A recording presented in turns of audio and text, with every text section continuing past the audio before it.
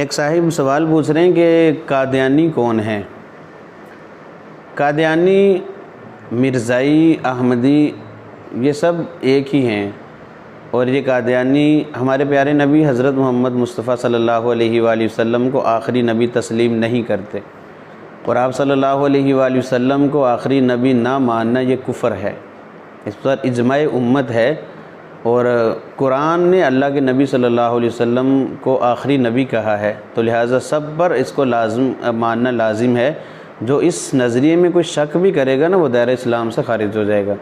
اس لیے یہ قادیانی جو ہیں یہ غلام احمد قادیانی لعنتی کو نبی مانتے ہیں، اور آپ صلی اللہ علیہ وسلم کو آخری نبی تسلیم نہیں کرتے، تو یہ دائرہ اسلام سے خارج ہے، اور پاکستان کے آئین میں بھی یہ کافر لکھ دیے گئے ہیں۔ تو بہرحال ان کے ساتھ معاملات کرنا، ان کی مصنوعات استعمال کرنا، اس سے مکمل طور پر پرہیز کرنا چاہیے۔